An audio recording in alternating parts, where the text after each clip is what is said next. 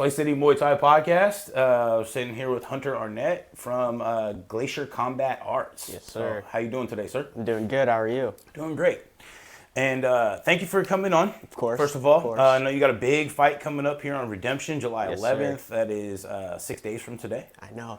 Peak of the weight cut right now. Oh, thank you for coming on the podcast. course. Like the week of is one of the worst times to have people on the podcast. No, not that Yeah. that's a bad thing, but like people are cutting weight and they're Yeah. pissed off, and then you're fucking riding that that hormone production because yeah. you've taken a lot of things out of your diet. And, Yeah. Oh yeah, I know it. It's like, Yeah. fuck, I got to do a podcast today too. I'm trying Yeah. hella far to do it. It's like, but Yeah. well, thank you again. Yeah, it's not too bad. Wrestled my whole life, so I've dealt with it my whole life. I'm pretty used to it at this point. Yeah, actually, I've heard that from wrestlers. That, Yeah. like, I got it dialed. It sucks, but it is what it is. Yeah, It's like, exactly. yeah. Well, the wrestler's mindset in MMA so big, and combat sports in general, It is is. just to have that. Most wrestlers have that sort of relentless, which Shout out. I love that word for a lot of reasons, but they have that approach. You know what I mean? They just go high motor individuals, as my old Yeah. coach used to say in high school. Yep, it's driven into every single wrestler pretty much from whenever they start. It's a discipline thing. It's huge. Yeah. Well, I've seen you mostly striking, but Yeah. because mostly I've seen you operate at West Coast Fight Team during Yep. the Smokers and Yep. stuff. So, what can you tell me about your differences between what you've picked up striking and your MMA fight that you're going to be coming up? Striking, honestly, for me, I love it. It's something I like to do for fun and all that. I don't take striking super serious in a like kickboxing environment like West Coast or anything like that. I do it strictly out of fun. MMA is when it's business time, Okay. Just put everything that I've learned together. Wrestling my whole life, it's just been a huge impact. So obviously it takes over when I'm in MMA. It's just instinct is what it is. I'd like Yeah. to strike a little more. Like that last fight, I could have kept on the feet for a lot longer. It just made it a little more interesting, but it's just instinct. It just happens. And Well, your last fight, you had a spectacular finish. Yeah, You want yeah. to walk us through that before we get any further? yeah, that was huge. That was a big moment in my career this far because before that fight, my last fight, I shattered my hand in the first round of that fight. Yeah. And that was a big mental thing for me that I had to get over. It took a while to get back to the cage, but I put in the work. I never even stepped off the mat when I broke my hand. I was just using my left hand the whole time, so doing what I could. And yeah, no, it was just a big moment, and I was super happy for that and getting back to where I should be. Yeah. Well, that was a great win, and it was at Northwest Fight Challenge, Brian Johnson's card. So Yes, sir. he's got another one coming up October 3rd, I believe. So he's matchmaking right now. I'm already match made for that No one, shit. too. All Yeah. right. Excellent. Fuck yeah. Yeah. All right. So, but back to Redemption. Yep. So, big MMA fight against a guy out at, I think he's fighting at a Kaiju still. Yep. De Alba. So, everybody knows him as Yayo. Yayo. Okay.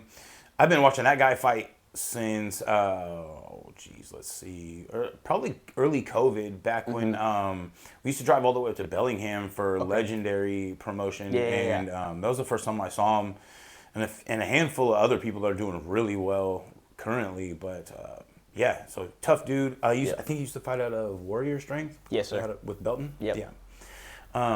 But yeah, so tough opponent, title shot. Yep. How's fight camp been going? It's been going good. I'm feeling good going into this. I know Gerardo, he's a tough dude. He has a lot of experience. It's going to be fireworks, I think, honestly. Oh, yeah. I'm ready to go out there and just grit, the wrestlers grit, and just go out there and make a war of it. Yeah. Well, I'll be there that night too. Be Yep. running the Redemption. Relentless. I'll be at Redemption. Be running the Relentless. Sorry, it's the 5th of July. Yeah. I was up till like 2:30 in the morning because these assholes wouldn't stop blowing shit up. They wait till the middle of the night to blow up the good shit. Till everybody's done. And everyone's asleep. I was trying. But late night, 5-6 hours of sleep. You know how it is. You just worked a double. Oh, yeah. Yeah, Yeah. Long so- night. But yeah, back to it. I'll be running the Relentless Mouth Guards booth there, as well as helping Jeff the ref kind of judge. Okay. So fill-in judge. He's been kind of onboarding me slowly but surely into that. Sweet. So having some fun. So I'll be there watching cage side. Hell yeah. So yeah. One of the weirdest things about judging is like when I'm like, this one's really tough. Like this one's like a tough one. So it's actually kind of fun because I'm like, Yeah. now it's like you get to actually like apply what you've seen all these times, instead of just a fun spectating way, you get to apply it in a real way. So it's a lot of fun. I don't feel like I've made any mistakes yet. Jeff always tells me I do a good job, so I'm like, all right, cool. Check in with all the other judges and like, what exactly do the rules meeting. So, but Redemption's always a fun time. I know you've been there a handful of times too. I watched Julie there, Mac, Caius, and I don't think Joey's fought there yet. But yeah, Julie, Mac, and Caius for sure. I watched them fight there. It's a very well put on show. Yeah. Now, you've been doing a lot of helping with the cornering, is that correct? Yes, it is. How are you liking that? I love it. I know one day when fighting for me is all said and done, because for everyone that does happen, comes to an end, coaching is definitely the route I'm going to go with it. Awesome. I love hearing that, being that that's the route I took. And just being interested in something like that, that's really what it takes. Yeah. A lot of people are, well, I guess I'll coach. And it's like, well, you're going to get the I guess kind of results from your fighter. Exactly. You got to be all in, just like MMA, or combat sports in general, or any other sort of sport. So, but yeah, you're going to have a fun night. That's going to be a good fight. I feel like the two of you guys are a good match. Yeah, well, I feel like we're a good match. I mean, like I said, he has a lot of more experience than I do, but I'm not too worried about it. I've done a bunch of smokers. It's just not on record. I mean, I think it's striker versus grappler. Well, plus having a huge wrestling background, that takes. So I had a Pacific Northwest bad boy Pat Benson on here at one point, and he was really breaking down for us on the podcast about, it's not just cage time or ring time. It's just competition time. So like he was talking about being a little kid going through, and his dad used to do this thing. He was like, that guy's state champ, and he'd be like, he's got like a 0-10 record or whatever the fuck. And but Pat would go out there and be like, fuck, I'm gonna have a tough fight, and just snap him down. And then by the time he did reach that peak, he'd been hearing that so many times. He's like, no, he just actually beat the state champ or whatever. And he's just like, oh, no shit. You're not bullshitting me. A good little mind trick right there. Right. Yeah, and sweet. So again, I was not a wrestler. I played football, and I at this point, being that Spanaway Lake was like back-to-back state champions when I went there, I didn't wrestle, and now I'm in combat sports. I'm like, kind of missed out there a little bit, but whatever. I mean, it is what it is. I'm a striker, not necessarily a ground fighter. It's fun, but it's not. Again, it's like how you prefer the ground. I prefer stand-up. Yep. Everyone has their cup of tea. Yeah, the Sway City Muay Thai podcast.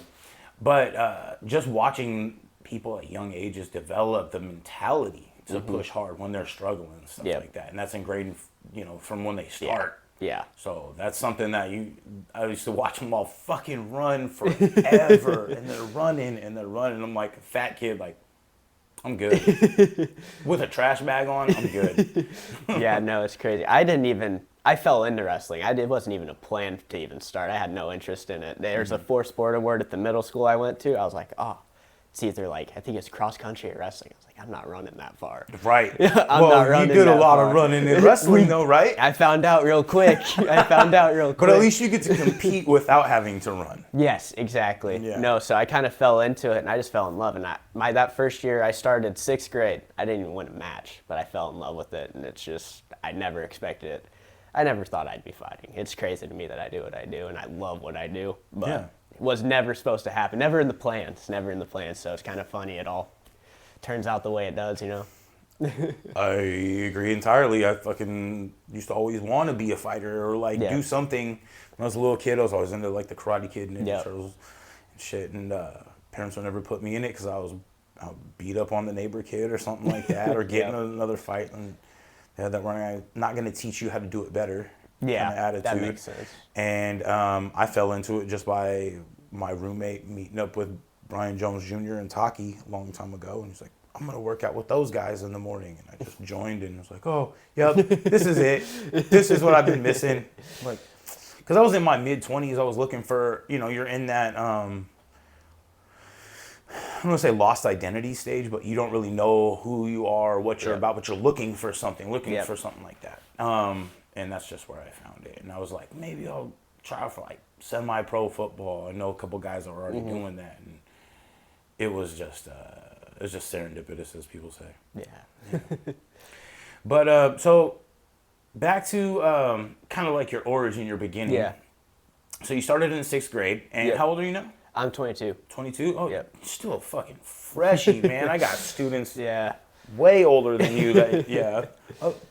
All right, so the world is your oyster, as they say. Damn, I miss being that young. I was started when I was 26. Okay. So yeah. a bit of a difference. You're never too old to start, but your body stacks on mileage real quick when you're older. Yeah. Or at least that's my experience. And you just don't, your body's not trained to move and operate the way that you're asking it to, and now you're asking it to double load and all this stuff. But there's some freak athletes out there. Oh yeah, for sure. There's some, there's some generational talent kind of guys out there for sure.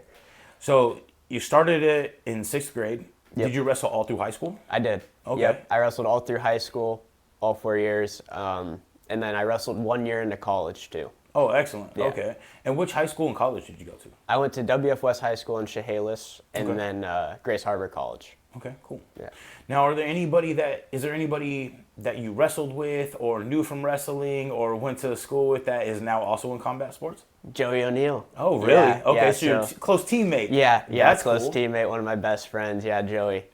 He wrestled. He started, I want to say it was freshman or sophomore year, but yeah, he was there for 3 or 4 years with me in high school, and we had another guy come in for a little while, Brock Guyette. He was in it for a little bit. He's in college now, so kind of took some time off. But yeah, a couple buddies that are doing it now. That's awesome. Yeah. That's always good to like kind of see people from back in the day, because you were talking about wanting to coach. Yeah. That's kind of my experience. Was I'm like, hey, I remember you from a long time ago. Like I talk about this all the time, but RJ Hoyt from he fights out of Koga and all this stuff, pro fighter. We did our first smoker at West Coast together in like 2011. We're the very last one of the night. But now when you see each other, it's just like, hey, what's up, man? Like you have that weird camaraderie. Like hey, we shared a cage together. We shared a ring together. Try to beat each other up. Yep. And like it always kind of pulls back to like the animosity stuff. I don't like any of that. I understand it, but it doesn't do anything for me. I'd rather just be quiet and like, dude, I don't want to fucking talk shit. I don't want to be nice. I just don't want to interact with you. Yeah. Like I want to go, my first interaction, I want it to be right when they're like, fighter, are you ready? Fighter, are you ready? 100%. That's it. Yeah. I don't care if you're trying to do like little things at the rules meeting. I remember one fighter, it was my first fight, and they're talking the rules meeting, and he's like, no shin guards, right? Like, it's going to scare me because Crew Jones is like, you're never fighting with shin guards. Like, I'm never going to let you fight with shin guards. So he's like, you're going to fight up everything. It's going to be a fucking tough fight. Yeah. I love him, but I tease him now. So I'm like, you ass. I'm like, you fucking dick. Why you got to do this? And then, so like, I always tease him that he buzzes his head. Just like Ken, And I'm like, did you always used to make me shave my head because you can't grow hair? And so it's just like talking shit now because I'm like, I might take an extra punch or two during sparring, but that's about all. But because I had this fatty mohawk at one point. And he's just like, nope, it's gonna look big when you get hit. Your whole head's gonna look like it got taken off. I'm like, shave it tonight. And I'm like, and I could have not listened, but I was all in. Yeah. It's like, whatever you say, coach. All right, and then it's like, I brought that shit back right away. But you know how it goes. Like, just you try to satisfy yourself as well as the coaches and cover as many points as you can. But back again, I don't want to get too far from your origin and all that stuff. So you're 22. When did you stop going to college? I stopped wrestling, I should say. I stopped wrestling. I would have been 20 years old, so only 2 years ago. I dropped out right after wrestling season, my first year in college. I was just done. I hear that a lot. I was done. Well, I hear that a lot from people that are truly all in on combat sports. Yeah. They're like, well, because they want to continue their education. And that's smart, hopefully you're financially set up to do so, because I see a lot of people fall a different pitfall. I'm not going to get into that. But what I do see is a lot of people that are like, man, I get to spend so much more time training, or like I could take this on as like a full-time gig, and that's what they want to do, their passion. And when you're young, man, follow that passion. As long as you got food over your head, food over your head, and a roof in your mouth. Yep. But if you want to be all in, you want to be high level, it's going to take that sort of mentality of like, 100%. this is what I am, every fighter with a day job type shit. Yep. Yeah. So, yeah. Yeah, no, my mentality too wasn't even to fight originally. I knew I wanted to do something else because wrestling was a lot harder on me than MMA is, like physicality wise. Like a lot of injuries throughout wrestling. I haven't had a whole lot through MMA, knock on wood, just the hand so far. But I dropped out and I came back home and I was like, I didn't know what to do with myself. I had like all this free time. I was like, what do I do? And my buddy Diego Pope, he's in New York making movies right now. Shout out Diego, love you, bro. Nice. But he was like, yo, I just found this gym. It's brand new, Glacier Combat Arts, doing jiu-jitsu. And so I started going to jiu-jitsu, and I hate the gi, but I started going. And then kickboxing coach showed up one day during jiu-jitsu class, like, you should stay for kickboxing. Shout out Devin. But so I went to kickboxing, and then that's just really where it took off. Okay. Yeah. So was it the passion for kickboxing was what got you to stay inside or was it just like it was something new, kind of, a little bit. It was something new. You said you hated the gi, and so most people that hate the gi, they're either like, I'm going to get away from it entirely or I'm going to conquer it. Yeah. So I'm just asking. I'm conquering it. Okay. The gi is just a different thing. It's just not anything that I was used to, just wrestling. I love no-gi. No-gi was perfect for me. Well, most people, there isn't really much of an application for it even, like outside of specific sport. Because, I mean, don't get me wrong. I know if we're both dressed like this and there's a lot of clothes to grab, I understand it entirely. Yeah. But, like, in what other avenue do people experience that? You know what I mean? As a sport, like fully clothed. I see like what that. You're saying. You know what I mean? Maybe karate or was it sambo? No, Sambo, yeah. Sambo. Yep, sambo. That's what Ken likes, right? Fucking headbutting and shit. Yeah, gnarly shit. I'm just like, I like combat sports, but bro, if you grab me like that, full headbutt me, like, that's where like I'm gonna get mad, and it's like, well, I just got my ass kicked already though. Like, where does it go from here? Yeah, no, me and Ken do have a plan for me to do a sambo tournament one of these days when it comes semi-close to here. There's nothing really too close to here, but I do want to do a sambo tournament one of these days. I feel like that'd be a lot of fucking fun. Shit looks wild. Yeah, it is crazy. It looks crazy. It's kind of like the MMA version of like Letway. Mm-hmm. Exactly. It's like Letway is Muay Thai with headbutts. Yeah, exactly. Ooh, fucking bam. And they're doing it with like the back part. They're like, yeah. It's like, ooh, okay. It's just, I mean, if you've done kickboxing, Muay Thai, or familiar with clinch, headbutts happen. Yeah, all the time. Bam. All the time. And so you kind of get to the point where you don't notice it so much, but you get hit with like an intentional headbutt. Yeah.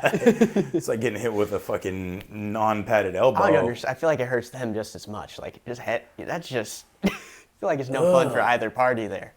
Yeah, it's tough, man. Like, it's interesting when you see something that's like climbed at scale like Muay Thai. And it's like getting to the point where a lot of people fucking know, and if they don't know, one or two questions gets them to where they know. Yep. To where back in the day you used to have to fucking spend 10 minutes explaining what Muay Thai is.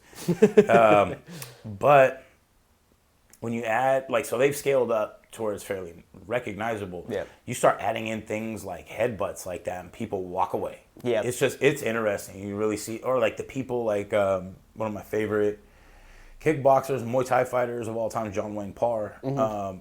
You see some of those fucking, he's like, oh, I got 192 stitches in one fight. Like, fucking look like a zipper, man. But then, you know, they can do a lot with that. It's like bare knuckle. I don't think I could ever do that. I don't think I could ever do that shit. Fuck that. It takes like, it's so weird how we're like, all right, so we're willing to fight. Yeah. We're willing to train to fight. We're willing to break hands and backs and all this stuff to fight. But then we see something that like kind of crosses over into a little bit of a muddy lane. Yeah. And you're like, it's like during a flood.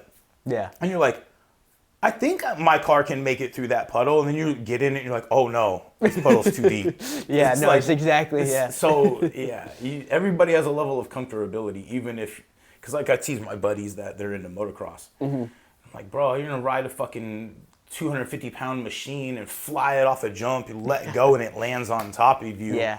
But you look at me like I'm crazy for fighting, and then like, you are. And so I'm like, well, I mean, it's calculated, though. Like, so is what we do. I'm like, It's just crashed a lot when I was a kid on the dirt bike and retired early. Okay, yeah. But, yeah. So how are things going over at Glacier Combat? Because I know that Coach Devin? Yeah, Devin. Just found, walk us through what's going on. I can't remember the exact story. Yeah, so Devin, he's moving on. He's moving to Kansas, I believe it is. His last day was 2 days ago now. Devin's been a big part of specifically like me, Mac, Caius, Joey, Julie. We were like the 5 that were the original part of the fight team, and he was huge in getting us to where we were. He's one of the smartest people I've ever met in this whole game with everyone I've met. It's insane. He's just like a scientist with everything. But yeah, he's got a lot of injuries. He's been in the game a long time, and so he's just ready to move on, ready to retire. He's moving to Kansas, so that's what's going on right now. Cool. Well, I mean, I don't personally know, but I wish, anybody that ages out of the sport and gets to kind of like ride off into the sunset, I love that story. Yeah. Because how many of us fucking cling on to that last little bit and just crumble. Yep. So it's just passion for the sport. But no, kudos to him for being able to walk away like that. And yeah. I know last time I talked to Ken, he was like, well, I'm going to have to look around and find somebody to fill that spot. And yep. I've spoken with Ken plenty, and I know he's good at finding those people and delegating that responsibility. So I'm sure you guys won't be down a kickboxing coach for too long if you don't already have one in place. I don't know. We don't have like a replacement or anything in place right now, but Ken's doing everything that we need for the moment. Yeah, for sure. Yeah, well, Ken's also a great coach. Like, yeah, I appreciate that guy more than anything. He's helped me with so much. So yeah, I mean, any coach that I've had come through Glacier, I have no problem running every aspect of what I do, grappling, striking, that's whatever awesome. It is. So that's awesome. Being able to have basically just have like a full team that's on board with each other too, because there's the power struggle is real. I shouldn't get too far into that. But it's weird because like you almost need a hierarchy in the management system as well as in the coaching system, because they'll be like, well, this coach does that, this coach does this, and it's like, all right, well, that's not the business side of it though. Yeah. And so you need, and a lot of times they do coincide, like the head coach is the owner a lot of times, because fortunately that's the 16-hour day part of things. You got to do both jobs. Yep. But it just, man, there's always like a weird tug of war, like a little push and pull for power, and that's why you see like gyms dissolve or people leave. That's why I'm very thankful. Like they have it established at our gym, like that Crew Jones is like the manager, Brian Jones Jr. And like I kind of assist him. It's like unofficially, but like assist him in basically all the fight management, all the way down to everything else. And Master Sauhin frees him up to be the agent, so like he gets to oversee the Muay Thai program and teach it. So it delegates that same kind of thing. Like this is your responsibility. This is your responsibility, not just as a coach, but how do you run the program so that as a business we can keep the doors open, hopefully be successful. Yeah, that makes sense. Yeah, the hierarchy has always been, Ken keeps everyone equal. He's just like, that's just what he does. He doesn't want anyone to feel like he's trying to overpower them. Every coach I've seen come through there, he's been on equal with. I like that. Yeah. That's difficult. Yeah. Which probably says that he sources his people a little bit, or very specifically for that as well. When they do come on, they're like, hey, this is an equal thing, and to not only say that, but like to uphold that. That's a tough thing as well, because again, there's always like little things, like little conversations happening on the back end with so and so and such and such, and it's so. So I actually want to talk about that a little bit, but there's so many people with what I always bring up is fractured relationships because of that. And like this person won't work with this person, or then that person won't send their fighters to train at this gym because of that. And like I had my first taste of that a little while ago as well, and I'm like, oh, weird, now I'm directly in this position, like I get to navigate that. I think the biggest thing that I would recommend, or that I'm trying to navigate through, is just to be more about community than self. And like my community starts with my team. Yep. And then it branches out. But when you're intentful behind what you actually say and what you actually do, it goes a long way. It does. Yeah, just gotta get rid of those little worrying about these little things and build ourselves up so our fighters can have the opportunities that they deserve. Because anybody like is in my position or other coaches and stuff that have any of that, imagine how much further you could be without having to have that weigh you down or hold you back. Yeah. And so you don't want that to bleed onto your fighters or your team. So I know a lot of us are eating those losses and putting on a good face, but imagine if we didn't do that to each other. You know, we could really branch out. We could really blow up this Pacific Northwest. Because I'd love to see you fight out in Texas or Florida. Oh, I would love to. Get the call to fucking go fight in France. Yeah. You know what I mean? Yeah, like that should be Canada, so something. sweet. Yeah. You know, I always make the joke like, do you want? Never mind. So, like, that's where people go when nobody wants to call them for fighting, but unfortunately, but and there's other spots I'm not gonna get into, but I don't know, man. There's just a lot of injured and fractured relationships that you know, a lot of us just kind of eat those losses still to provide for our fighters, but yeah, like let's get over that because I don't look at anybody like I'm not gonna be able to interact with them. Yeah. Yeah, 100%. Yeah, I think egos are a weird part of this game. And just with everyone involved, like, there's an ego factor in everybody. And some people take it overboard and take things too seriously, in my opinion. But it is what it is, comes with the territory. Well, I think a little bit of ego is good when you're a competitor. Yeah. Because you need to think, like, I am better than... Your ego better be checking the bitch in you to start. Yeah, for sure. And then, but then when you let it boil over, it's like, you know, you got a pot of boiling water that's going everywhere type of shit. Exactly. You know? Exactly that. But yeah, so a little bit of ego is okay, but keep it in check. Yeah. Let it keep the little pussy in you in check. Because I think like everybody has that. When I say that pussy in you, it's like that person that wants to sit on the couch rather than work out. Yep. And if you can tell, like I've had a couple of couch days, but my goal isn't. I'm not fighting anymore, so it's a little bit different. Yeah. I get to focus on my fighters and the business and the podcast and the coaching. And anyway.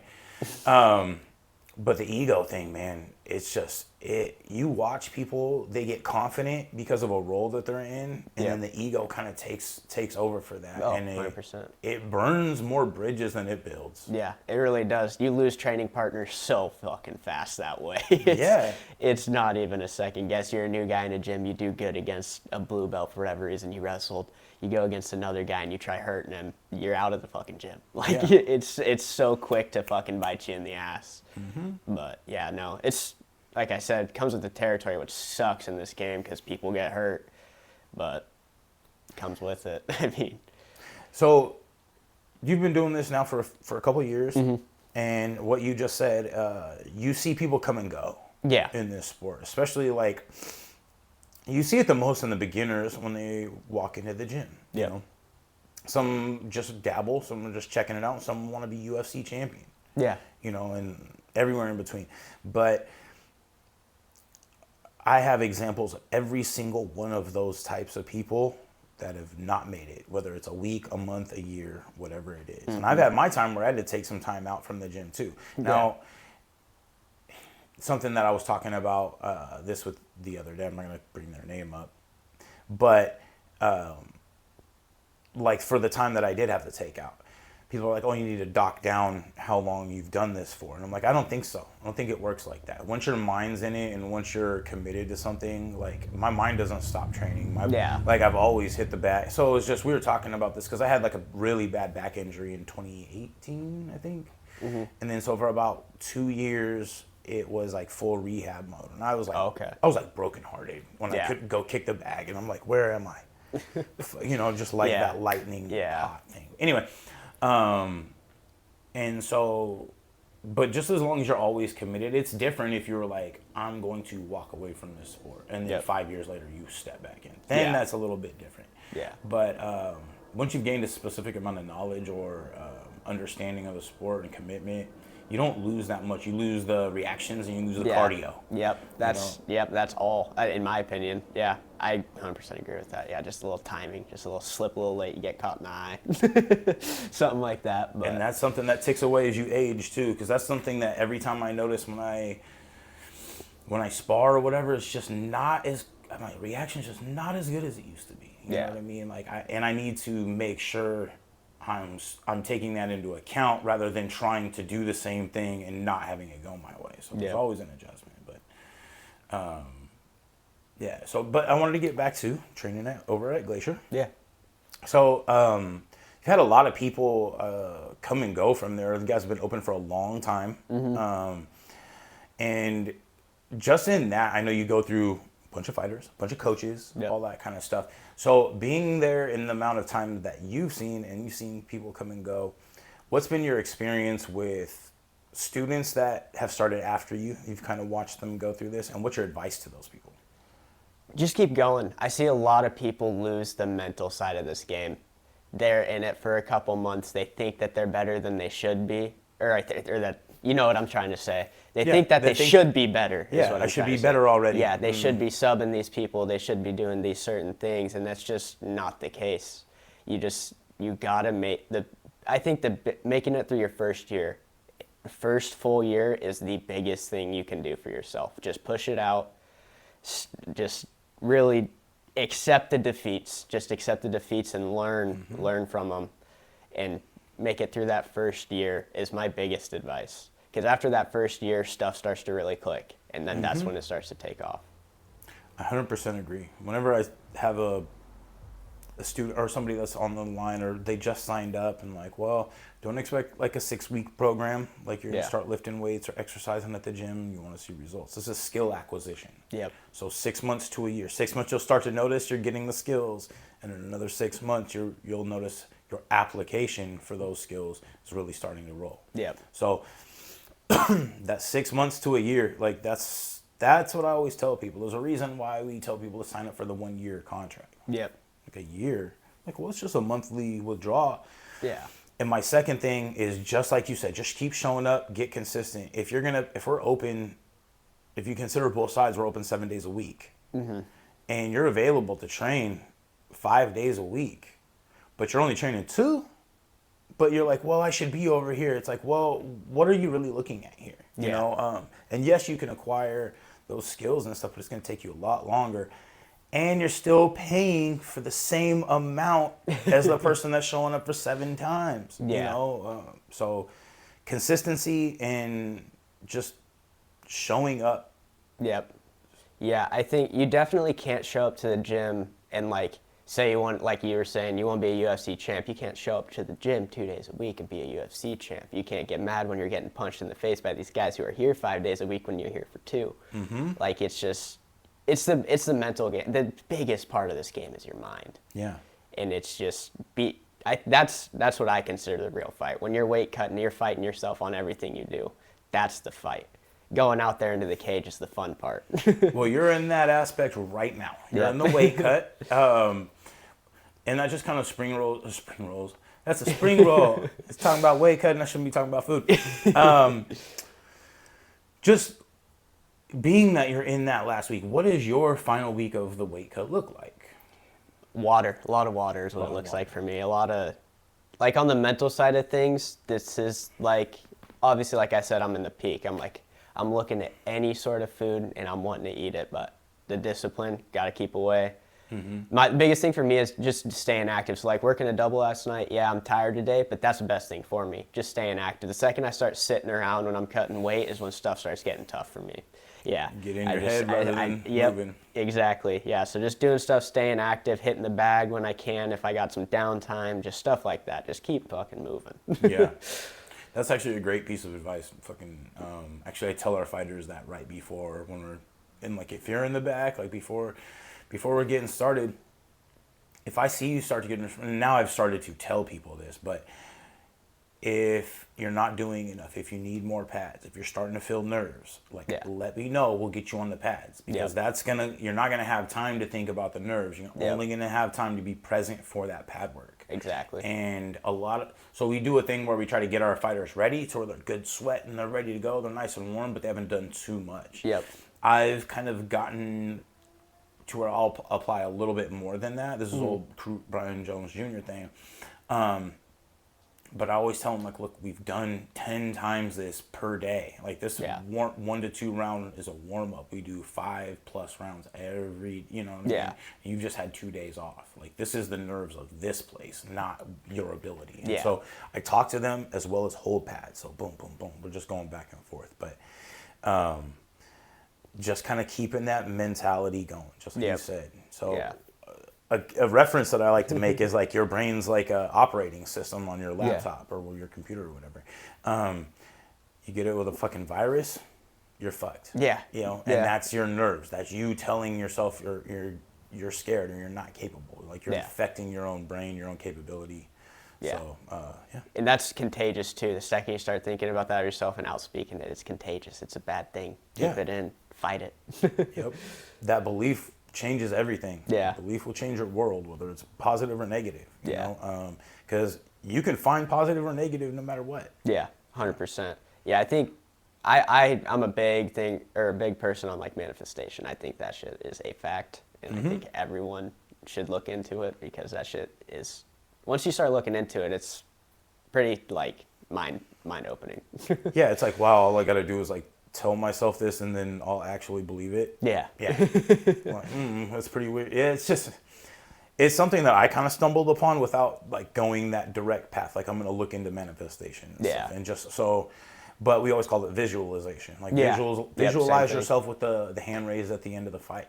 You know, and visualize yourself going through the tougher parts of the fight. You know, visualize yourself fighting through a tough moment, like getting hit and then still fighting through it. And once you've kind of addressed these things and moved on, then you're free to like overcome them. Yeah. And once they've already been overcome here, now it's just emotion. Yeah, exactly. It's training your nervous system exactly what that is. Because when you visualize like the hard moments of a fight, when you get clocked, because it is going to happen, it's a fight. It's going to happen. Maybe not this one, next one after that, whatever, but it's going to happen.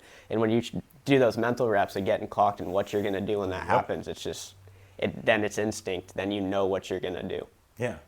Now, dialing that all the way back to the beginner's aspect, something like that. That's something that it's something that we address in our team, but maybe not something that we are as upfront as we should be in addressing that. Because for beginners, you're gonna get hit. Yeah. And you're gonna be like, "Who am I?" Yeah. You know. Like, So maybe. On those days where you know you're going to spar. So something I used to do is on the drive to the gym, I know it's sparring day. And it was always hard sparring back in the day. Stupid. But I used to tell myself, like, I'm about to go and get in a fight. Like, these guys are not going to hit you light or what. Like, I would mentally prep myself to go walk into the gym. And I would have better sparring sessions because of it. Yep. The other side of that is when it's lighter or technical sparring now, because we have implemented some of that, then there's a different mental approach that you need to be about. So maybe it's not fighting or fighting through. Maybe it's about finding your weaknesses and recognizing their weaknesses and exploiting theirs before they can exploit yours, recognizing yours. So sharpening your skills. Like I always tell, if you can beat somebody with footwork alone, beat them with that. Yeah. If if you're going to crack them on the head and they're going to go down and never come back, but you could have just played around with footwork, what kind of teammate are you? Yeah. Yeah, no, 100%. Yeah. I think sparring's a weird thing because, sparring's weird, man. It is. It's weird. I don't even know how to explain it sometimes. Like, some people, like you said, though, some people think it's a fucking fight.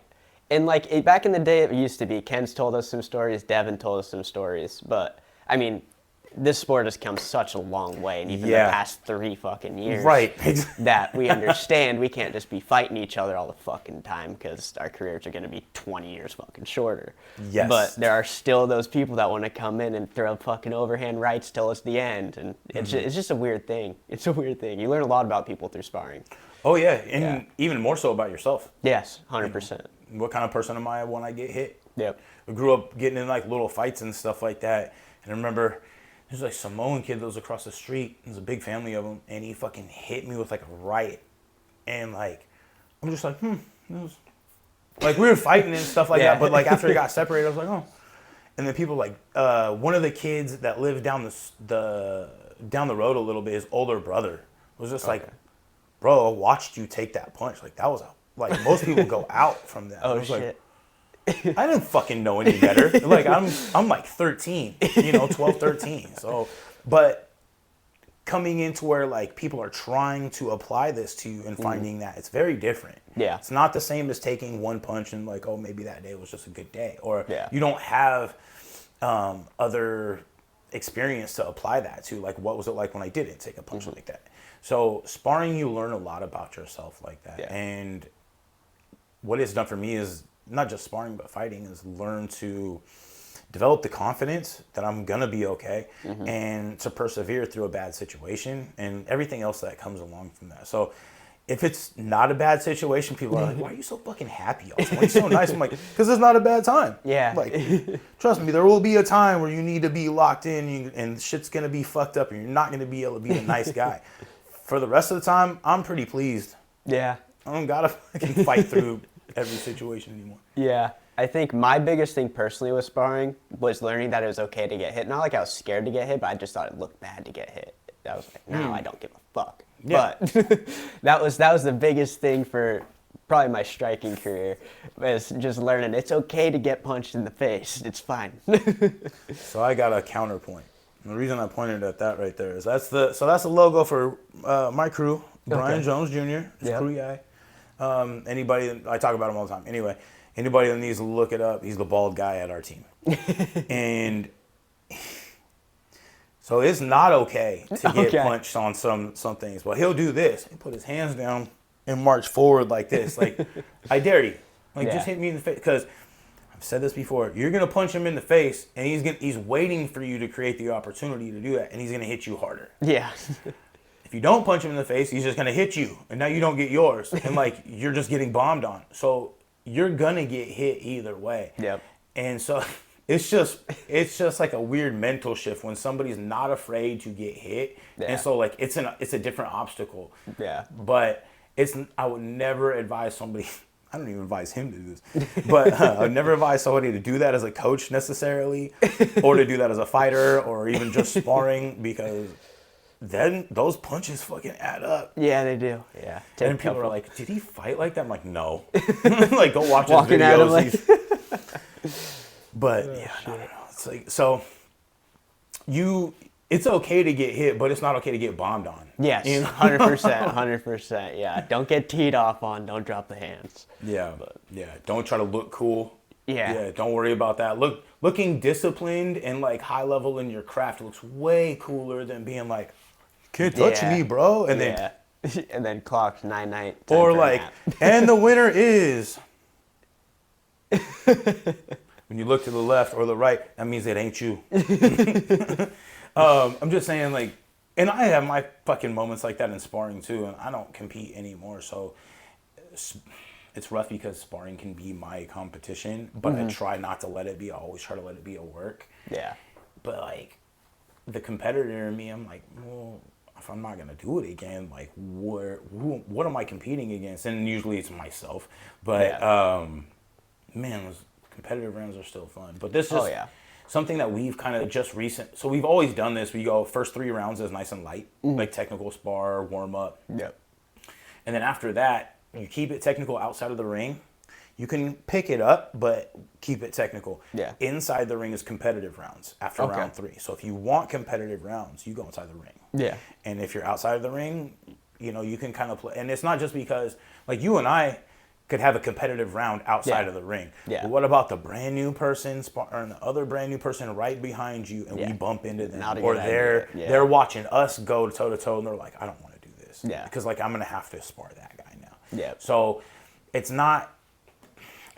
You can't keep everybody happy, but you have to do your best as, like, a coaching staff and all that to accommodate for everybody. So that's how we do it within our space. But we've been more vocal about how to operate with that lately, and kind of show, not just policing, because we'll tell people to bring it down, but showing presence that we're watching closely now. So and I tweaked the fuck out of that's why I'm sitting forward. I tweaked the fuck out of my neck, laying in bed the other day. It sucks getting old. Of course, laying in bed is what does it. Me all the time, I'll wake up with a fucking crooked neck. I'm like, damn. It sucks because you do all this other stuff you think you get hurt from. Yeah, and it's like, exactly. no, I'm fine from that. It's like, the normal everyday shit that hurts me. Exactly. So you know. But so it was the perfect time this week for me to kind of help observe, but with that fucked up neck.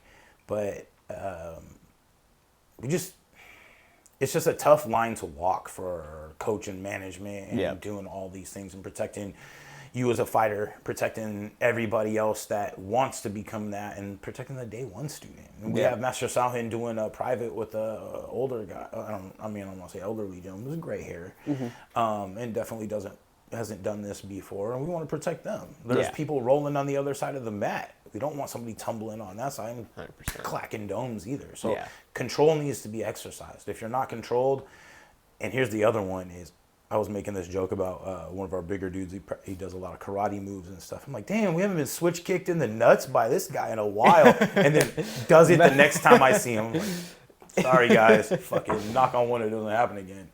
Yeah, I hate teeps in sparring because I feel like every time in sparring, if you're getting teeped, it's right to the nuts. Without fail. You gotta get them practicing to pop the knee I up. don't know what's going on, man. If I just got a target on me, I don't know what the fuck's going on. No, their target is bad. Yeah, if they're teeping people in the nuts, they're either in paintbrushing or they have like really bad teeps or hip flexors. They need to practice teeps more and targeting. I don't even throw teeps anymore. I throw that up kick. That just like that little poke to the liver. I love that shit. We call it the dome kick. Yeah, and I love that. Yeah, it's like a round kick with it, but you land like a teep. Like a little bit, yeah. We do that all the time. It's a rib breaker. Yeah, or just like the straight, like soccer kick kind of deal. Oh, too, yeah. The straight up and down. Those are good. We call it the scoop teep. Okay, scoop teep. That makes sense. It, but it's like running into a log. Yes, exactly. Yep. Yeah. I have to try to use it on the fucking longer guys when they try closing the distance. Get away from me. Yeah. Get away. Well, like the stab and drive through teep, it doesn't do as much to push them off if you're not planted solid, if you don't have the right. Yeah. So strong teep definitely can change the fight. But, do it right. Don't kick people in the nuts. If you're kicking people in the nuts, teep, you need to practice more. But back to fight camp.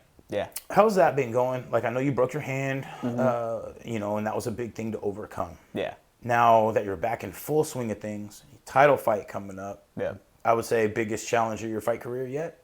100%. Okay. 100%. Now, obviously, we've planned talked about one anyways. I had that weird 24-hour notice title fight. Is my second fight ever. So planned fight, yes, 100% biggest challenge I've ever had.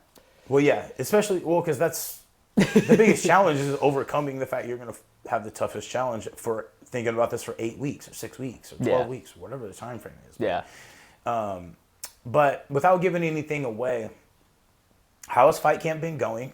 What have you noticed, again, without giving too much away, what have you noticed yourself kind of like, I don't want to say getting better at, but like, where are you most dialed, do you feel? Do you feel like you're going to be the most dialed fighter that you've been overall? Do you feel like mentally you're locked in? Like, where are we at? That's my biggest part. I feel like, yes, skills are always improving, especially with where I'm at. I'm like in the prime of learning and just improving. But my mental, especially in this fight camp, had a lot of like back issue stuff, dealing with it. And I've definitely learned a lot about myself through this camp. It's every camp, you always learn something new about yourself. And yeah, I feel mentally just prepared to go out there and do what I do.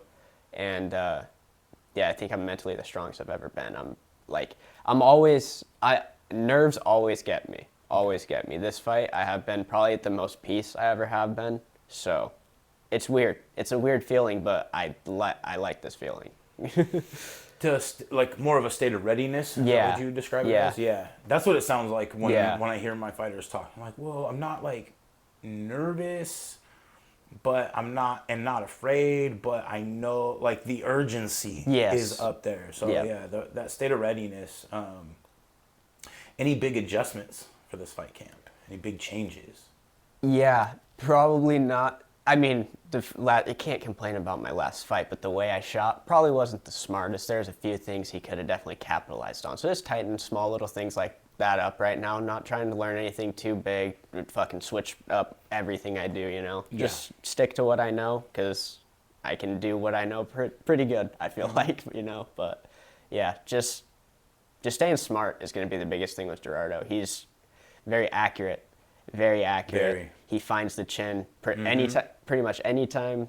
Because I went to that last Koga, I seen you there, watched him fight, and it's any time that he lands, it's on the chin. It's where he wants it to land. So just staying tight, He makes a lot of good adjustments too. Yeah. Like he won't, if something's not working, he knows he makes adjustments on the fly very well. Like he can switch. And I noticed there's so many fucking fights. I'm trying to remember. I think he was one of the ones we were talking about it at the media booth at Koga, and about pumping the jab. I think he was one of the ones that kind of started getting back to pumping the jab. But I'd have to, again, there's so many fights that I've seen and stuff. Like, we've been going to a lot of these events lately, and I'm like, another fight. Now it's starting to all merge into one event. It's not, like, I can still, in my mind's eye, I remember where I was at. Yeah. But I don't always remember what fight was doing, because I'm doing multiple things. I'm doing media. You're running around those things. But I will say, last time I watched him fight at Redemption, when I was judging, he was very accurate, and he just does a great job. You could tell a lot of people, like, they take a long time to pick up the ground game. Yep. And the opposite side is, you could tell with their striking's not as great. He's very much an accurate striker, like you said. And I don't know too much about his experience on the ground, and so I don't want to speak to that. Yeah. But being that he came from Belton School, and now he's over at Kaiju, and so it's going to be a good fight. Like, you're at a great school too. Yeah. So hope everybody describes our school like that. But because I put a lot of time in our people, as well as Crew Jones and the rest of our team, and they put a lot of time in on themselves. So to get to your level, where you're fighting for the amateur titles as well as him, that's kind of like the amateur peak of what we're looking at, right? Yep. Being able to not only polish your skills off of a sharp win, and look for the thing, like, understand that you can't be satisfied off of a win either. Yeah. And to go to the grindstone, start looking at the things that you need to adjust, making those adjustments as well. And obviously he's going to be doing the exact same thing. Yep. This is kind of what I'm getting into, is for any of our fighters or anybody out there, that sort of self-assessment and team assessment to, like, it's not what's now or what just happened. It's what are you going to do next? Yep. And that is what gets you to these points and get you the quick finish and get you the title shot on the next one. And then obviously already matched for October 3rd on Brian Johnson's. Anything you can say about that?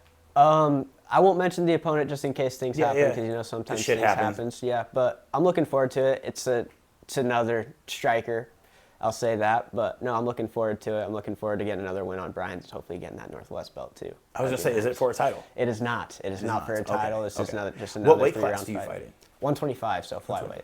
Okay. Yeah. Cool. So I don't think we have any guys at the 125. I think we got a couple at 135, so we're safe. Yeah. But no, we're a Muay Thai school primarily, but we do have a couple good MMA guys. We got Isaac Padilla, young up and comer. I think he just turned 20. Okay.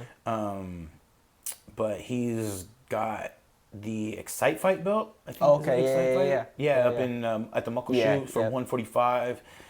He was offered the title fight on Brian Johnson's from Michael Dovtion. We're like, we're looking at that, but then I guess it had already been filled, or it's already been matched. Oh, okay. But I was like, that's gonna be a tough fight. I know Mike's my dude. This is my boy. So that would be like, ooh, I want this, but I don't want this. It was like, anyway. So Isaac's good. He's coming into that grown man fucking thing. He's just like you, like tremendous little fucking. You could tell the fucking lack of sleep. Tremendous wrestler. Wrestled really well. High school. I don't know. I don't want to go into all this stuff because I'm terrible with that shit. But all his accolades. But then wrestled in college or junior college or whatever for a bit. And I'm not sure where he's at with that, but he's bringing home the titles and had his first title defense recently. And getting more opportunities as it comes. So I'm curious to see, because he's getting better at striking, better at his ground game, better at transitioning between the two. He's going from the kid lean to the built young man, and I'm like, oh shit, he's gonna be a problem. No, he already is. I'm like, fuck. it sucks as a coach. It doesn't suck. This is what you want to see as a successful, hopefully, coach. Your students surpass you. Yeah. But the damage you have to take as they get better than you, I'm like, fuck. Yeah. Like, I'm trying to get beat up by this 19, 20-year-old. Ken says that shit all the time. It sucks. Ken says that shit all the time, especially in the striking. He hates That's where it. it happens. He hates it. He hates it. No, we talk about a lot of things, and I talk about a lot of different things on here, but that's something I haven't really got into, that's another challenge for a coach. Yeah. Coaching someone to be better than you, at the same time, in real time, they're applying that to you. Like, oh, you're better than me now, and now I'm getting my ass kicked because of what I taught. It's like a weird fucking circle. I bet. And having to deal with that mentally and here as well, in the heart, and doing that as a business. Like, I was joking, I had Julie on not too long ago, and I was just like, damn, do I suck? Like, I had a really, really bad sparring session, and then we were talking, like, dang, everybody's getting fucking, like, they were here, and now they're up here, and I'm like, okay. I mean, you're going to get hit, but fuck. So, I don't know, I just got to tell myself they're getting better, I guess. But it's like a weird mentality thing that I don't even hear talked about that much, is the coach coaching up your fighter to being better than you, and then your fighter that you've coached beating your own ass. Maybe not beating your ass, but, like, you're taking the damage from it. Yeah, for sure. Yeah, coaching, you got to be so selfless to be in that part of the game, because just like you said, you got to teach these people to be better than you were when it was something that you wanted. Like, I mean, fuck. not in a bad way at all. No, that's hilarious. Not in a bad way at all, but that's just like how it is. Like, no matter where you end up, there's always that, I wanted to go here though. Like, there's always that next thing for a lot of people, and so it's like, coaching someone to get to that point that you wanted to be, it's not an easy thing. Yeah. Well, you have to, I think, understand that it's not you. It's not, that's where I think it falls into it's you versus you. Yeah. You can't, because, like, your life's journey and stuff like that is going to be different than mine, every single other person. 100%. So that's kind of where I mentally separate things. I'm like, this is a different person. This is not me. Yeah. Like, if they were me, they would have a lot different shit going on. Yeah. But just separating the two, and like what you said, the selflessness. Yeah. It's like the prerequisite to be a good coach. Yep. So and I see people that they want you to get good, but not better than them. And they're going to apply so much pressure that you're not willing to be better than them. Yep. And when that happens, I think it's bad for business. It's bad for the good coaches, and it's bad for the bad coaches. It's a bad situation. And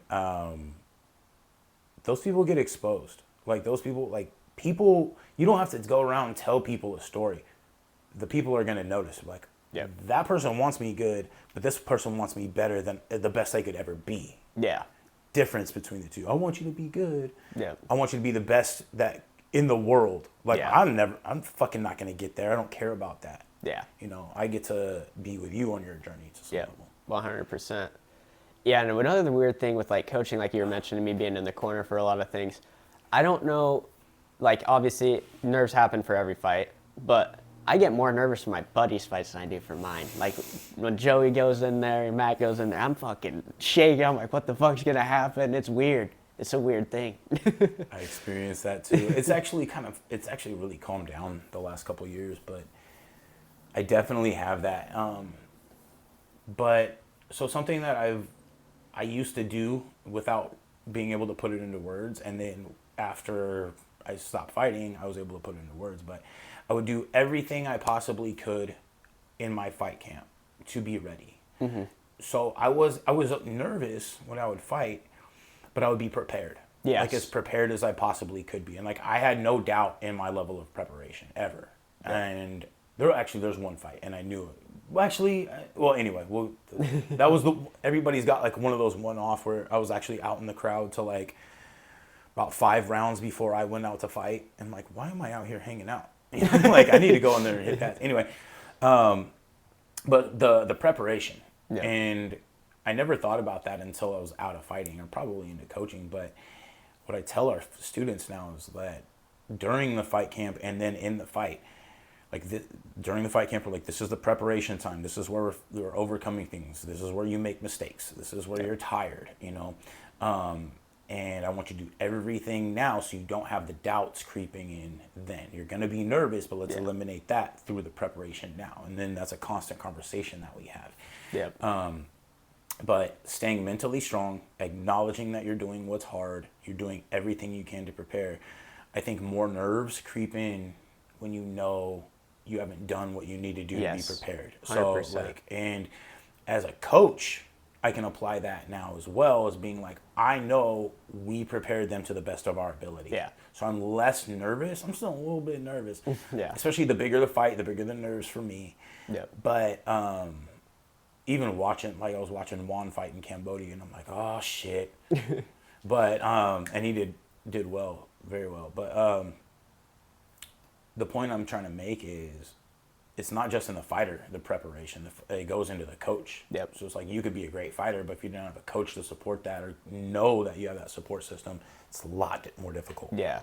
Yeah. I think one of my favorite like sayings is confidence comes from preparation. Because it does. Like 100%. You said, if you don't do the work, you can tell yourself all these things, but when you're in the back warming up, about to make the walk, it's going to creep in. It's going to catch up, and that's inevitable. You can't just blind it out. Your mind's going to go to that place. Mm-hmm.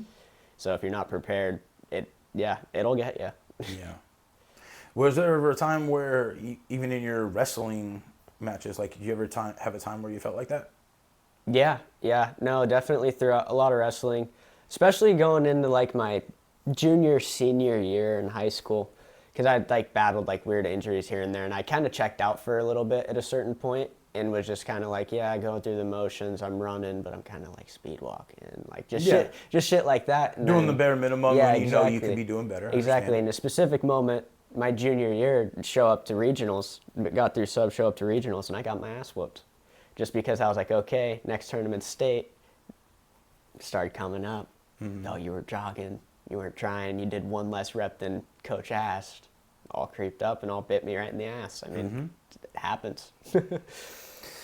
Now, it's a tough line to walk, right? Mm-hmm. Because I think without experiencing that specific thing, you can't really overcome it.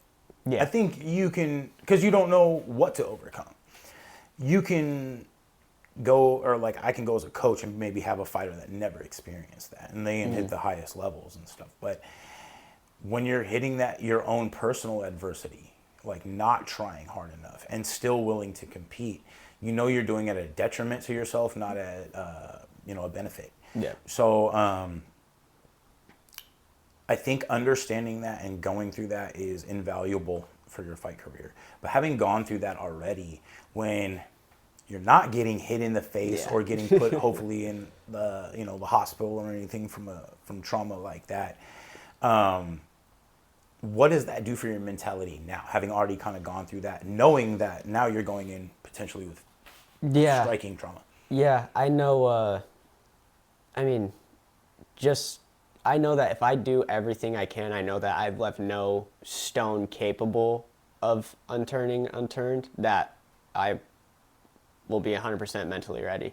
If I know these things, it does fucking wonders for me. Yeah. Because every fighter really is a little self-conscious about how they perform and everything. I think that's a big key to success. Yeah, super self-conscious, and so like as long as I know that I've done everything that I can, no matter the circumstances, whatever's going on, if I've done everything I can, I have no doubt that I can go in there and beat this guy. Like it's done a lot. It's done a lot going through that specifically, and I've went through it a couple of different times, but I always fall right back into place. It keeps me in check. Good. Well, there's a lot to that. Like, so when I never focused so much on the win or loss column. I knew I was starting late. I didn't always have the best record, depending on where I was at, who I was fighting. Anyway, if I would lose or when I would lose, I didn't really it's not that I didn't care because I wanted to win, but it was, I did my best. You know what I mean? And it wasn't just I did my best now. I did my best in the preparation. And if I didn't, that's what I would be upset about. I wouldn't be upset necessarily that these moments didn't go my way during the fight. I'd be upset with myself that I didn't put in that level of prep. Yep. And I don't know, just kind of applying that moving forward, and now applying that to like students, or when we get to sit down and talk like this on the podcast. I just think that, like you said, that self-awareness, self-actualization of, am I doing my best? Am I planning on writing my skill set or my athletic talent, or do I feel like I just see red and knock fools out and that's all I need to do that for shit's training? not real, by the way. That shit's not real. You can get mad real. and fucking swing away. I'm not saying that's not real, but it's not the way you want to. It's like, you know what I'm saying, yeah. it's like you're road raging versus driving calmly. Are you a better driver when you road rage? Maybe like a little, but probably not overall. Yeah. So just God, that whole red shit sucks. Yeah. But I don't know. I do have one of our former students, XJ. He used to say, he's like, we would spar and then you go technical and then I'd hit you clean and then you get this completely different look in your face and your eyes and you're after me and you're mainly dropping elbows. I'm like, you got me in a competition mode. That's my version of I see red. I'm like, oh no. Like this, and it takes me 10 to 30 seconds to kind of come out of that. Yeah. And I'm like, oh, I'm going sooner a little bit. Because I like to push the face back and fucking elbow, especially when against the ropes like this. Oh yeah. But you know, it's Muay Thai. Some elbows. Imagine with a way. A little headbutt. Fucking off the ropes, like fucking launch off the. Oh fuck that. Yeah, no, it's just rough. It's rough out there. You know, there's a reason why they're sanctioning bodies and shit. Yeah, that's true. That's true. Real quick, I remember seeing you off-site at another event, non-sanctioned event in the Gig Harbor area. Are we allowed to talk about that?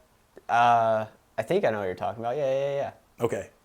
I remember you said your coach was not too happy. Wait, what the fuck were we talking about? Scrapyard. Oh, yeah. I saw you at the scrapyard one day. One of your guys was out there, and you said Ken was pissed. Oh, because I had fucked with him until I was signing up, and he'd made it clear he didn't want me doing that. And I was like, so should I do MMA or kickboxing? I called him because I was there cornering Dylan because Dylan did it before he ever came to the gym. So don't piss off your coach who you already know hates some shit. So I was like, hey, like kickboxing or MMA? And he's like, for Dylan? I was like, no, for me. He's like, what the fuck are you talking about? I was like, nah, don't worry, I'm not doing it. No, I was there for Dylan. I love the scrapyard. It's cool that day, too, because they actually let me judge a little bit. You're talking about the judging, so I've experienced that a little bit. Obviously, a little different at the scrapyard, not as formal, but yeah, just like what you're saying, like, oh, I don't fucking know who's winning this fight. And then I'm looking at Joey, because like I got Joey up there, too. He's like, who the fuck's winning? I'm like, I don't know. Look at this other guy, and she's just fucking writing shit down. I'm like, we might fuck something up here. They've come a long way with how because they'll pass the judging duties around a little bit, but now I see them actually score keep per round and like actually have it tallied. I'm like, okay, cool. I didn't help judge, but I got in there and ref a fight. That was interesting. Oh yeah. One of the guys. So take note. One of the guys gassed out really quick. Super nice guy. Nothing against him, but like you could tell when people are going, and then all of a sudden like they're at their cardio threshold, and their body's telling them no more.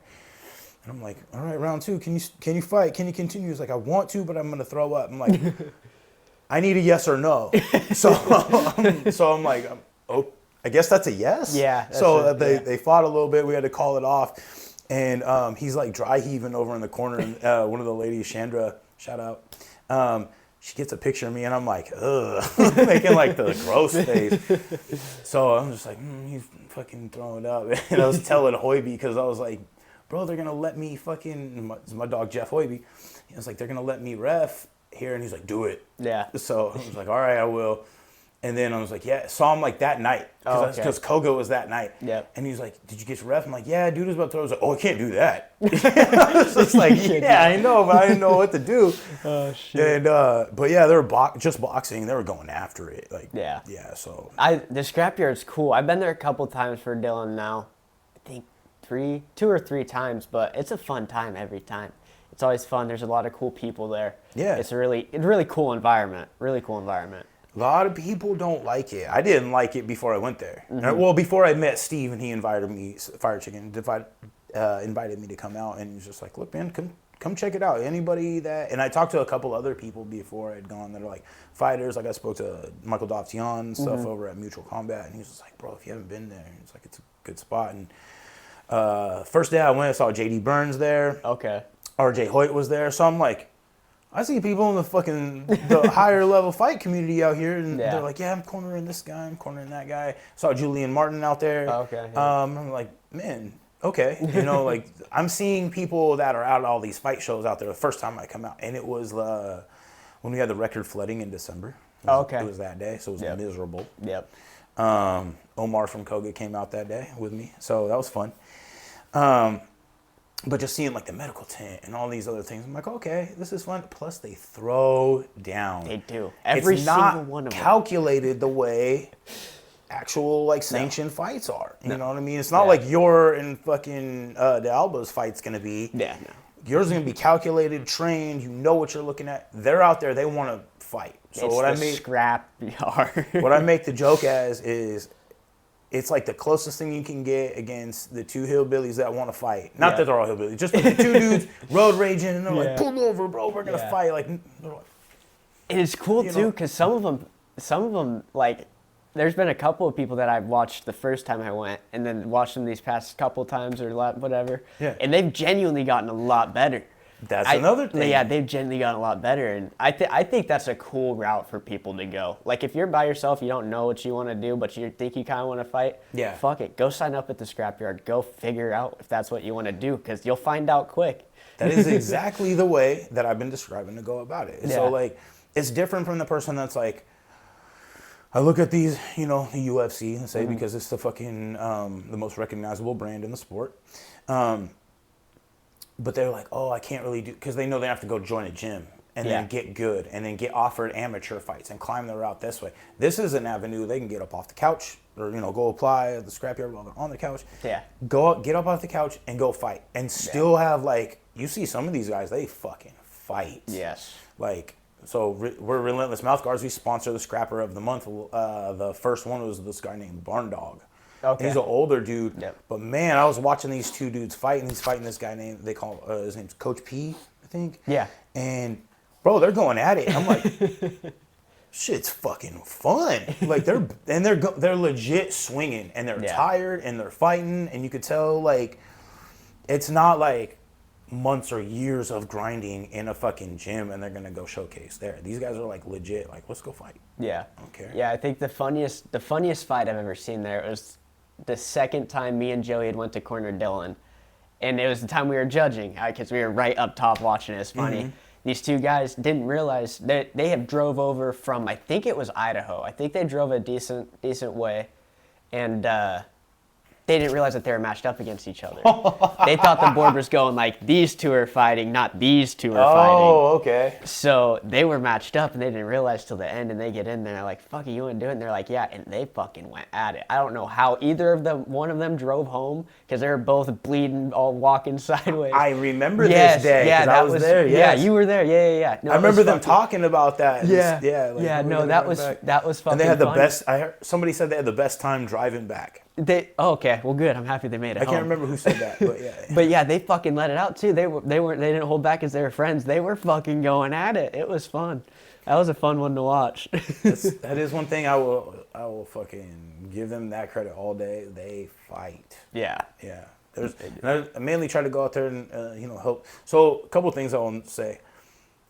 Steve's my buddy, Fire Chicken. Like, developed a good, working relationship around all this stuff. That's, and I always go out there now, and good growth opportunities for both of us. But and also what I want to say is the community they have out there is very unique as well, and I mean that in the best possible way, because the comparison that I'm drawing from is the back room of the fight shows. Tension, animosity, a lot of people are quiet. There's a little bit of niceties and stuff, but the tension's high, the mission is on, you know what I mean? It's people gearing up, going to, right before they go to the battlefield for war. It's time for business back there. It's time for business. Yeah. When I go to the scrapyard, there's some of that, but you see people, there's some of that in their training and stuff, but everybody's like shaking each other's hands and having a good time. It's all smiles, even the people that are fighting each other. It's just it's a different dynamic, and I think that's what kind of drew me in a little bit heavier, especially with having people describe it as that before I'd ever gone out there. Like, dude, it's a good community. These guys take care of each other. I'm like, interesting. And they did can't remember what it was, but they were like trying to do like a food donation at one point, and there was some dude that couldn't get there, and somebody came and got him, and it's like damn, that's kind of cool. Like, would you hit up one of my students because your other student couldn't get from A to B? You know what I mean? Like, you have to have more of a specific relationship for that. So it's just kind of cool, kind of seeing like a different level of camaraderie inside the community. 100%, yeah. No, it's like, it's unique. Everyone there is bullshit, and they're having a good time. And yeah, there's just some one or two people I'll go up to the side, kind of do what happens in the back room of these fights, where it's fucking straight face. You talk to one or two people, but it's time to do what you do. Yeah. Whereas, there you're just, everyone's bullshit, everyone's having a good time, joking around. It's a fun environment. I really like going there. Yeah. I really do. Well, there's a lot of characters. There is a lot of characters. Like, there's the dude,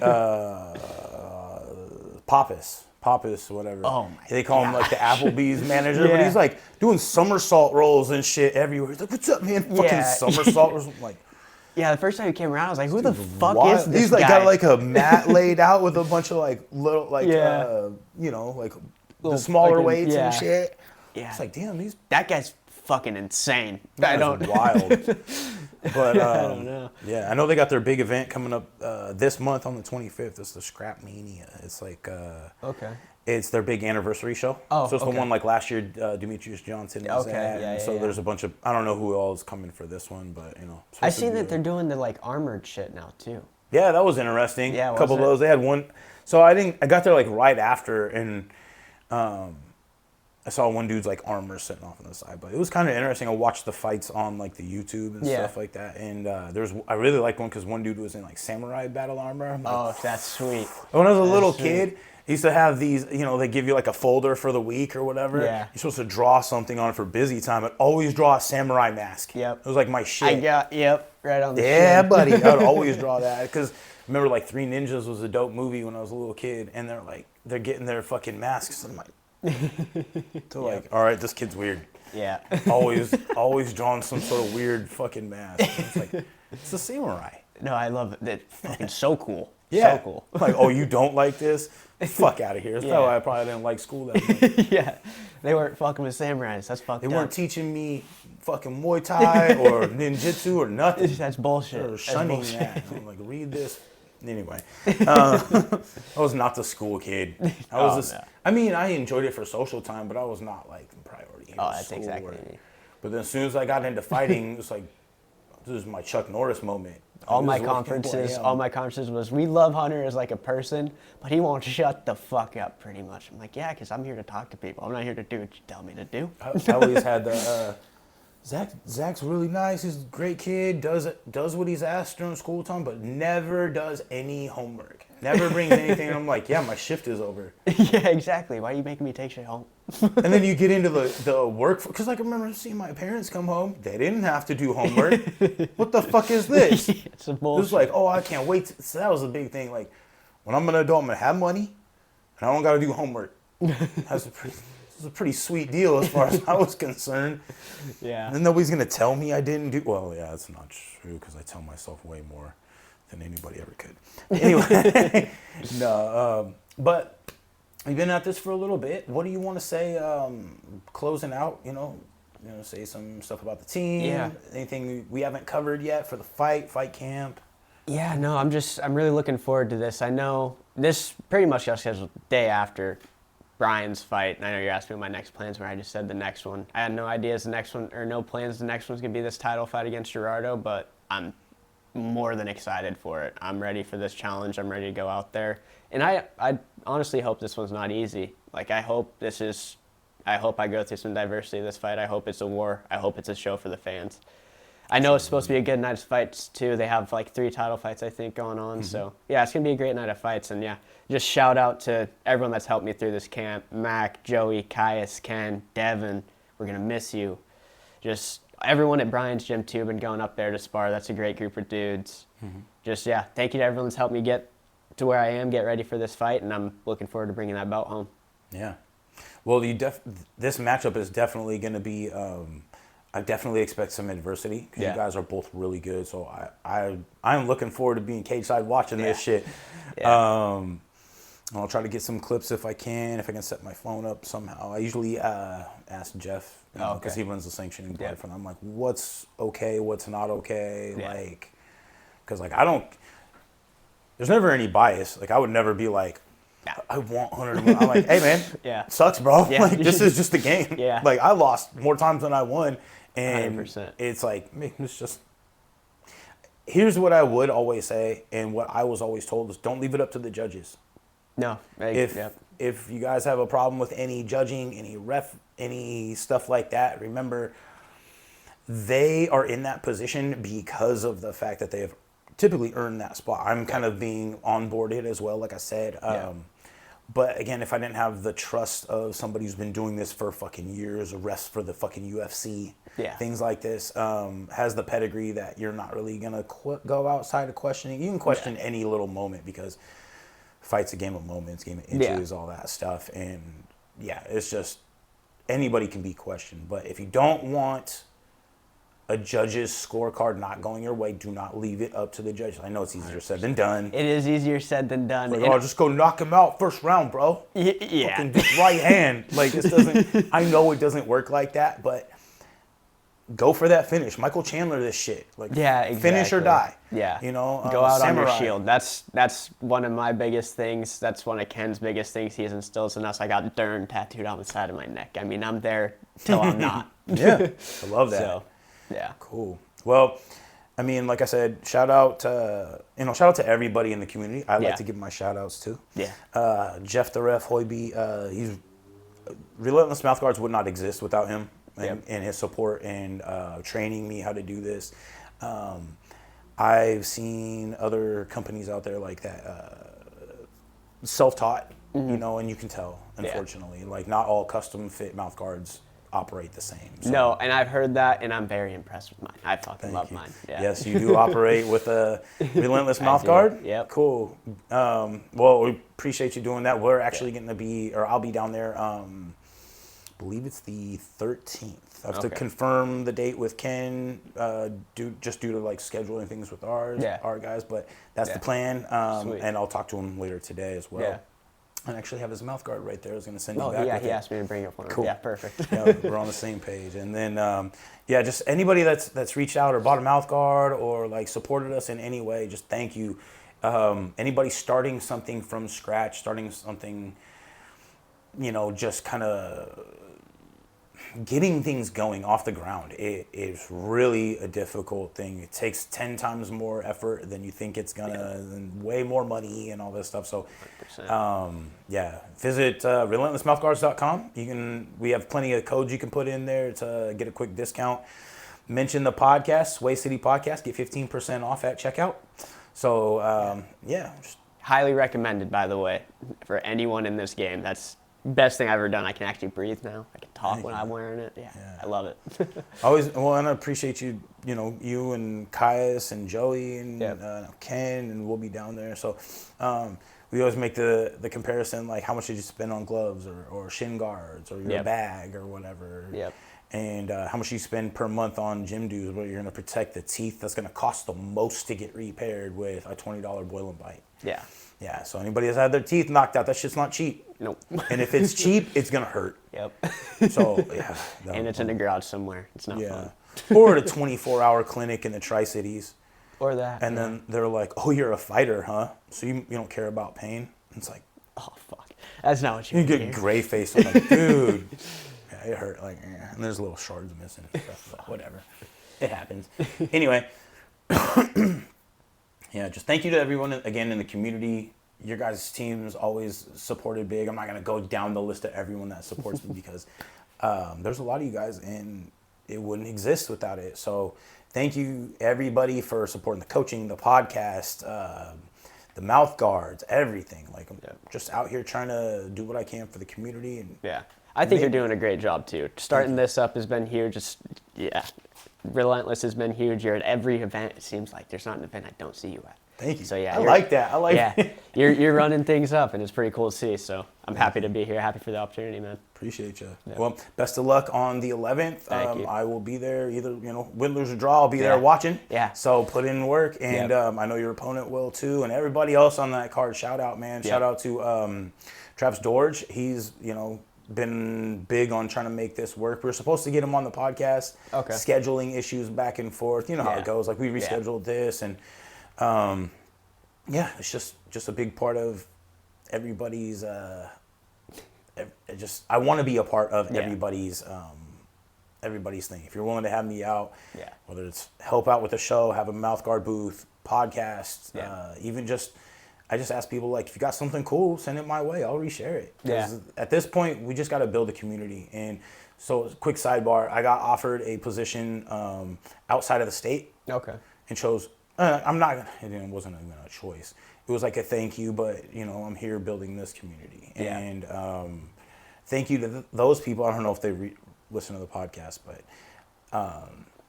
not really interested in leaving this community. I want to help grow it and not be that guy. I got my check and I'm gone. I don't want to be that guy. So. I think it'll be worth it for you too. The PNW scene is very it's starting to come to light a little bit. It really is, but I think it's still a pretty undiscovered thing. There's a lot of dogs out here. Oh my God, people are starting to catch on. They're like, that Pacific Northwest, those guys, win, lose, or draw, they're fucking fighting. That's what I say. Everyone knows about Dagestan, but welcome to Washington. You got some fucking fighters out here. I always hear people talk about the East Coast. They're like, bro, it's fucking just a rough life out there. It's cold. It's fucking people are assholes. It's like, well, it's kind of out here too. Out here, it's like people seem like assholes till you shake their hand and then they're pretty the nice. nicest people. It's just because it's gray outside. It's like, oh, I gotta go. Get between A and B. But man, again, and I want to give a quick shout out to my team, Street Muay Thai, Vital Jiu-Jitsu, Brian Jones Jr., all that, coaching staff, fighters, everything.